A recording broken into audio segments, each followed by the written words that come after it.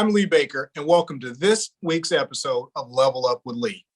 You know, my mama always used to quote Proverbs 22:6. Train up a child in the way he should go, and when he is old, he will not depart from it. Well, today's guest has taken a page out of the good book to introduce personal finance to the little ones. So I'd like to introduce everybody to the fantastic, phenomenal macgardner, CFP. Mac, welcome to Level Up with Lee. Lee, thank you so much for having me. Thank you for having me and my 4 bunny bears, my bears. There we go. There we go. Show some love. We got to get that in there. So, sure. Mac, we're going to talk about the 4 money bears, but just tell our viewers a little bit about yourself, your background, and how we arrived at 4 money bears. Sure.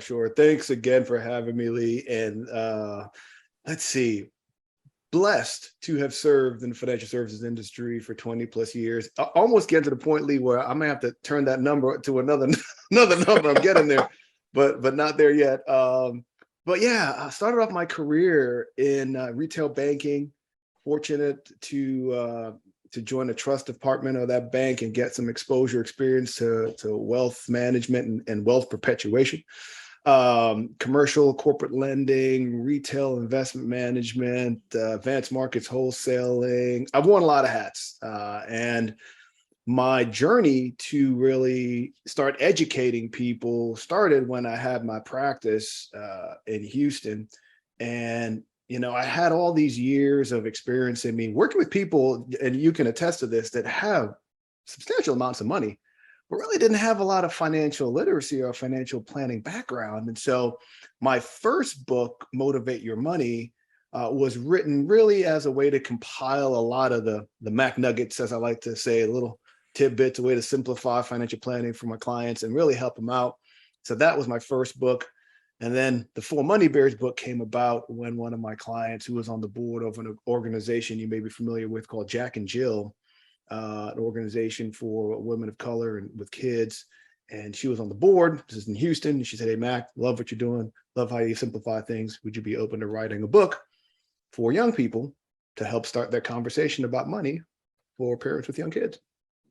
Nice. And so you've got this lady, she's on the board, Jack and Jill. Now, I don't know how many of our viewers have ever written books or attempted to write a book, but what was that process like going from, okay, that sounds like a good idea, to I've actually got a book geared towards kids? What did that look like? The first step, if you're out there and you're thinking about writing a book, the first piece of advice I would give is just start writing all your ideas down. My first book took me about 4 years to write. It was just bringing together all the different experiences, trying to get it into a manuscript, and then making it something that was, a story that could be easily relatable. That was the first book. The second one, for the 4 Money Bears, in my first book, I talk about the 5 steps to financial success. The first thing you got to do is you got to have a plan. So you got to plan accordingly. Second is you spend cautiously. Third is you save diligently. Fourth, invest wisely. And fifth, give generously. And those are just 5 steps that in working with people over the years, they were doing unbeknownst to them. And then all of a sudden they had money and they had the ability to retire comfortably and pass assets on. So when looking at the 4 Money Bears book, wanted to be able to take those 4 functions of money, right, and make it something on a platform that's digestible by children. And who doesn't love bears? Kids love teddy bears. Absolutely. And then the other thing is, in our home, I'm Papa Bear, my wife's Mama Bear, and our kids are the baby bears. So this whole bear theme worked quite nicely. And that's how the 4 Money Bears came to be. Okay, cool. Now, if I understand it correctly, there's an app that's coming out of 4 Money Bears. Tell us a little bit about that and how that's coming along. The app is called the 4 Money Bears Berryville. A little backstory on the app. So wrote the book several years ago. Kids were younger, in elementary school. I actually sent a copy of the book off to about 30 state school boards. And Lee, the process to get a book into a public school is mind-numbingly difficult. It's just not easy. It's very, very difficult. So we did that. We had a few states that said, hey, this is the process, what you need to do. But one of the things we were noticing is that teachers and children are learning digitally. They're learning through apps. They're learning through computer-based platforms and tablets and so on and so forth. So Gotcha. what we looked at doing is, okay, we have this book. It's a great book. We feel so fortunate and blessed. We have global sales of the book. We have book sales in Italy, France, Germany, South Africa, Caribbean. Never thought that would ever happen. But in order to scale the message and reach the communities that we really want to reach, we got to digitize it, right? And so that's when we started looking at developing an app to be able to get out the message of money management early, but also make it a gamified platform, meeting young people where they are so they can actually Sure. enjoy playing this game, but also learning. Cool, cool. Now that's interesting. So recently, the state of Florida, I think, maybe just the beginning of this year, legislation was finally passed to include personal finance in schools, or maybe it's going to become a graduation requirement here in the next year or two. With that kind of news coming along, does it seem like the receptiveness to something like the Four Money Bears, either in the book form or the digital version, does it seem like it's getting a little better? Is it picking up steam, or has that made a difference at all? It is. In fact, that legislation was announced sort of April, May-ish, maybe a little bit earlier than that, for Financial Literacy Month.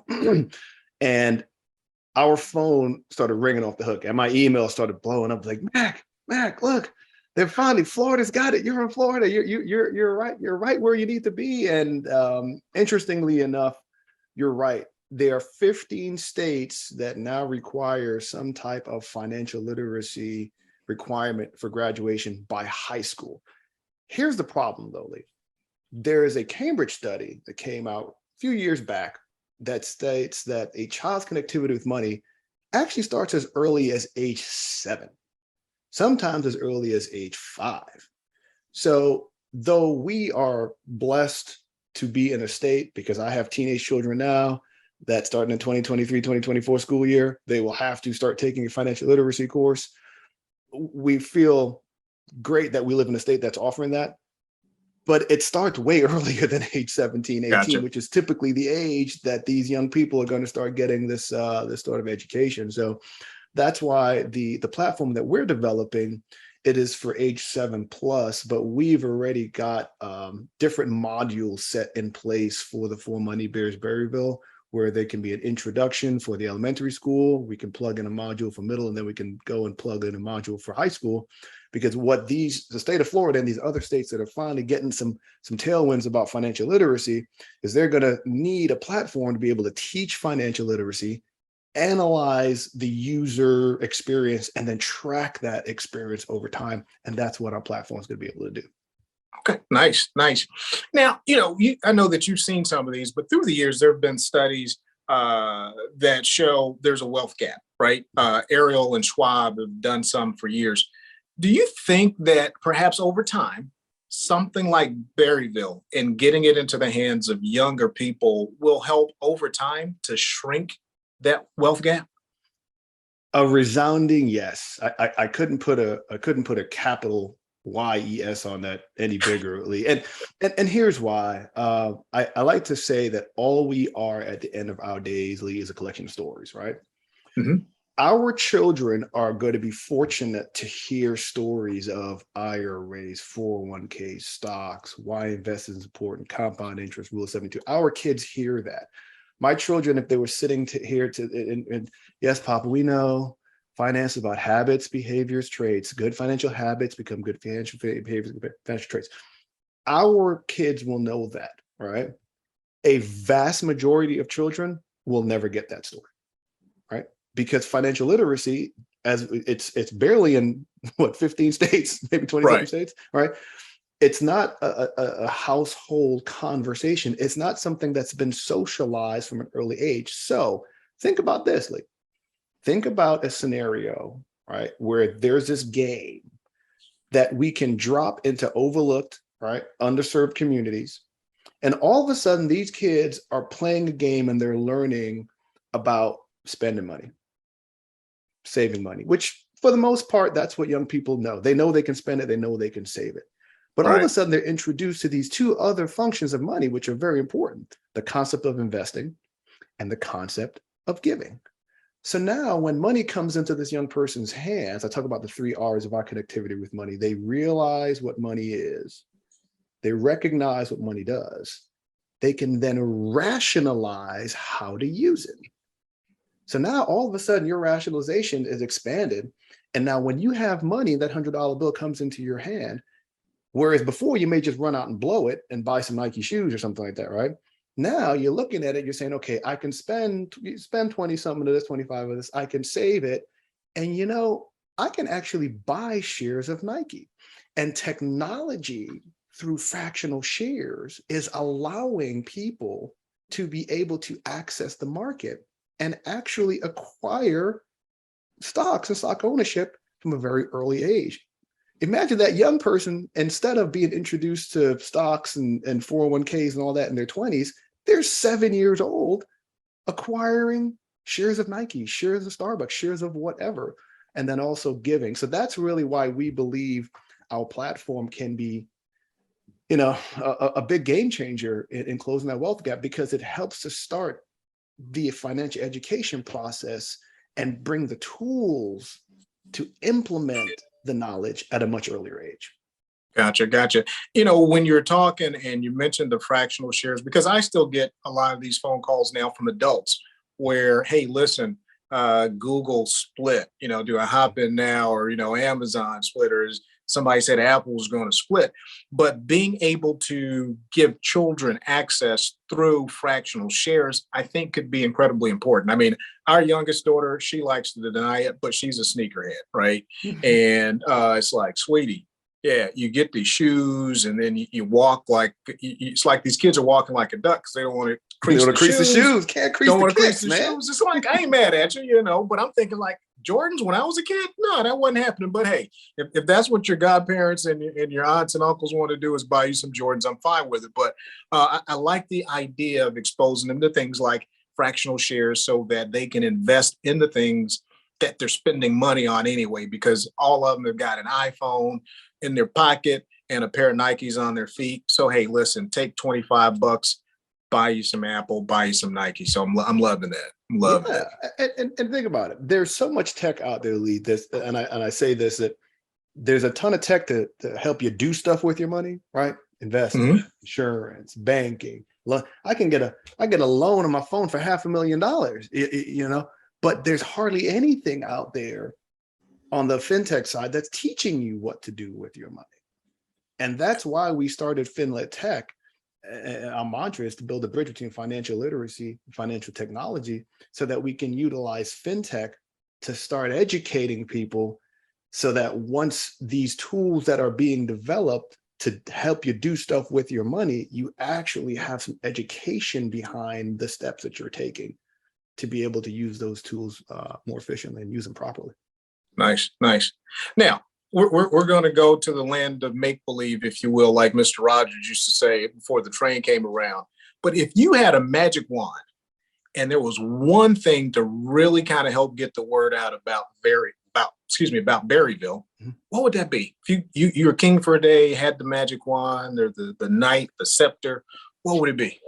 So every venture, every corporation, every company has a BHAG, a big, hairy, audacious goal.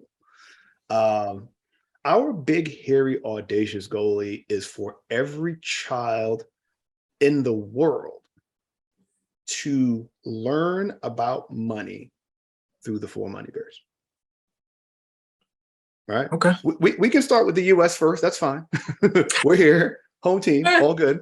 But that's what we're pushing towards, is every child is going to have some sort of digital financial education journey that they're going to have to walk, right? They're going to have to learn it somewhere.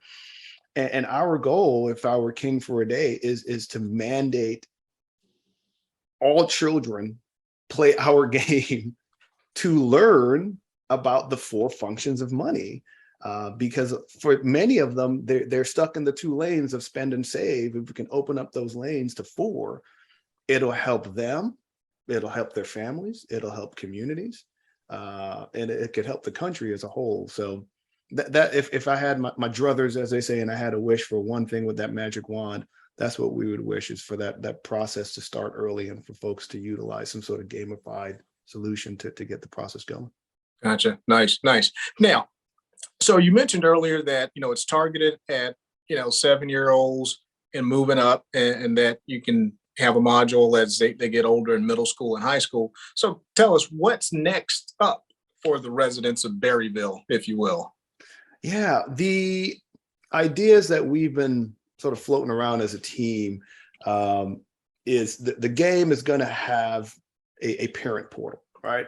So the parent portal is where a parent will be able to get a report, see how well that child is doing, see how things are going there.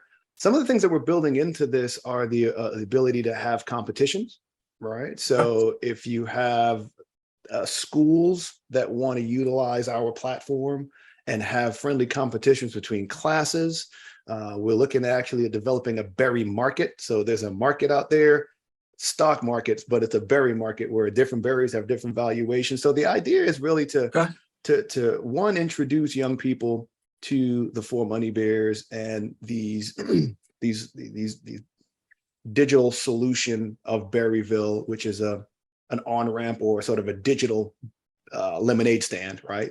Gotcha. And then educate them through the Four Money Bears, but then really build out this ecosystem where young people can potentially own assets and build wealth.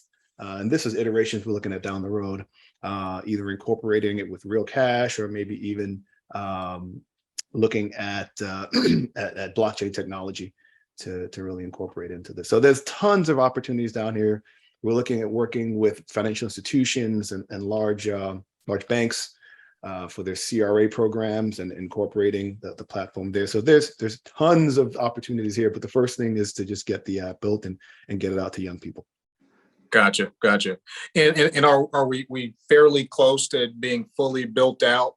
What's the delivery date, if you will? Yeah, we're pushing for Q1 of next year to have everything ready and out. We're also looking at ways to partner with financial services firms for some beginning of summer, this is for next year, even back to school campaigns. So we're wanting to have everything built, ready Q4, Q1 of this year, so that we can have it out and then we can really start marketing it and then getting the support of the financial services industry. Because Lee, you and I know our industry doesn't get the best press when it comes to the things that we're doing and the impact that we make as advisors in people's lives. And so we're viewing our tool as a resource for these large firms to say, hey, look, if you want to give back to the community, you want to make an impact to communities at a very early age, we're building the tool to do it. Let's work together to make some changes. Okay, cool. So where can we get in touch with you, Finlit Tech, the Four Money Bears? Can we go visit Berryville? You can. Okay. You can. If you go to www.thefourmoneybears.com, I'll spell it out. It's TheFourmoneybears. Some people put the number 4 in there. It's actually spelled out. So if you go to the fourmoneybears.com website, you can actually download the demo. So you can play the demo version of the game right now, get a feel for it. You can see the Four Money Bears. You can see the characters that we have in there, the farm. So definitely available right now for both Apple and Android. And we would love for folks to download it and give us your thoughts. Let us know what you're thinking. We're getting great feedback already from folks all across the country.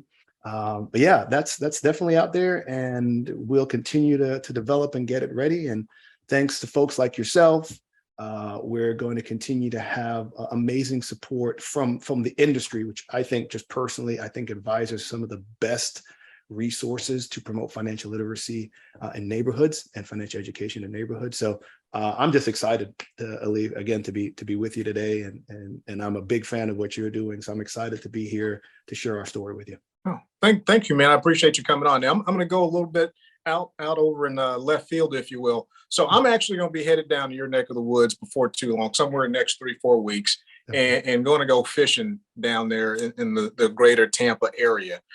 what's your favorite, I don't know, fishing hole if you got one? And what should I hope to catch?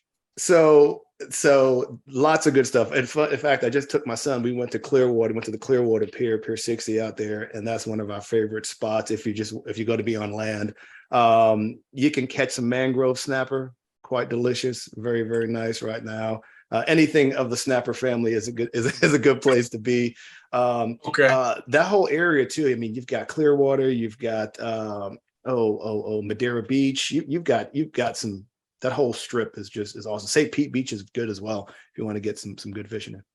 Okay. All right. Now, you mentioned earlier, at home it's mama bear, papa bear, and you're catching the snapper. Who's cooking the snapper? Because you can catch it, but if you don't cook it right, it don't do you any good. So Papa Bear does cook the snapper.